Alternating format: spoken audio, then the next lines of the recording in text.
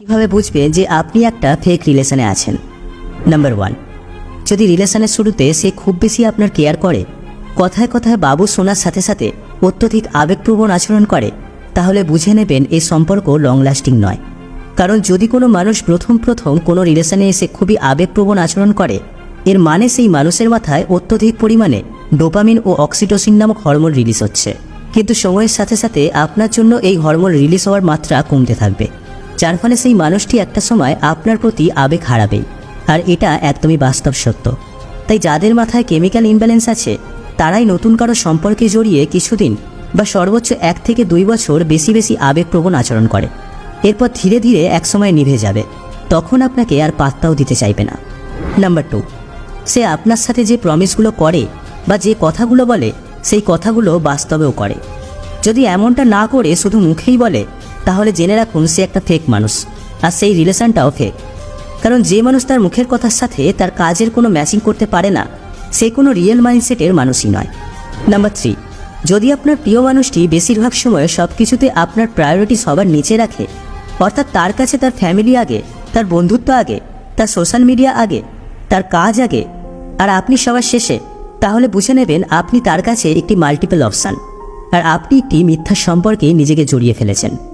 Number 4, সে যদি খুবই ব্যস্ততা দেখায় আর আপনাকে টাইমই না দেয়, কিন্তু সে অন্যদিকে তার বন্ধুদের বা তার ফ্যামিলিদের কাছে টাইম দিচ্ছে, অথচ আপনাকে দিতে পারছে না, তাহলে বুঝে নেবেন তার কাছে আপনার দাম খুব একটা বেশি নেই, বা আপনার প্রতি তার ভালোবাসা কম। কারণ একটা মানুষ ভালোবাসার মানুষের কাছে টাইম না দিয়ে থাকতে পারে না। তার যতই বিজি শিডিউল বা তার যতই কাজ থাকুক, টাইম ঠিকই বের করতে পারে।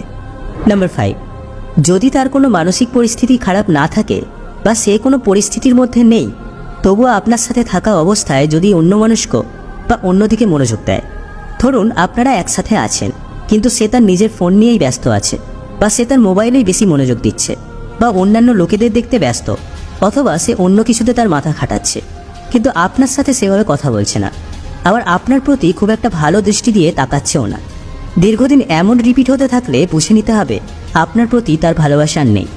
নাম্বার 6, সে বেশিরভাগ সময় আপনার সাথে শারীরিক চাহিদার বিষয়ে ইন্টারেস্ট দেখাচ্ছে, সেটা ডিজিটালি স্মার্টফোনেই হোক বা সামনাসামনি ফিজিক্যালি হোক। হ্যাঁ, কাপলদের মধ্যে এই চাহিদার বিষয়টা নর্মাল, কিন্তু সবসময় না। যদি এমনটা হয় যে যখনই তার সাথে কথা হচ্ছে বা যখনই তার সাথে দেখা হচ্ছে, সে শুধুই তার নিজের ফিলিংস বা শারীরিক কামনা নিয়ে তার ইচ্ছা প্রকাশ করছে, আপনি তখন কমফোর্টেবল নন বা আপনার ইচ্ছা নেই, তবুও আপনার পার্টনার আপনার সাথে ফিজিক্যালি হতে যাচ্ছে, এর মানে সে আপনার সাথে ভালোবাসার চেয়ে ফিজিক্যালি বেশি অ্যাট্রাক্টিভ। কারণ যে সত্যি আপনাকে ভালোবাসবে, সে জানবে যে আপনি কিসে কমফোর্টেবল আর কিসে কমফোর্টেবল নন। নাম্বার 7, সবসময় সব কিছুতেই আপনাকে এফর্ট দিতে হয়, সে তেমন গুরুত্ব দেয় না। ধরুন আপনাদের ঝামেলা হয়েছে, কিন্তু সেই ঝামেলার রাগ আপনাকেই ভাঙাতে হচ্ছে। হ্যাঁ, কিছু কিছু ক্ষেত্রে এমন পরিস্থিতি হয় যেখানে আপনার এই এফর্টটা দেওয়ার প্রয়োজন বা উচিত, কিন্তু প্রতিবারই যদি আপনাকেই সব কিছুতে এগিয়ে যেতে হচ্ছে আর সে আপনার বিভিন্ন বিষয়ে কখনো প্রশংসাই করে না বা উদাসীন থাকে, তাহলে বুঝতে হবে যে আপনার প্রতি তার সেই ভালোবাসা এখন আর নেই।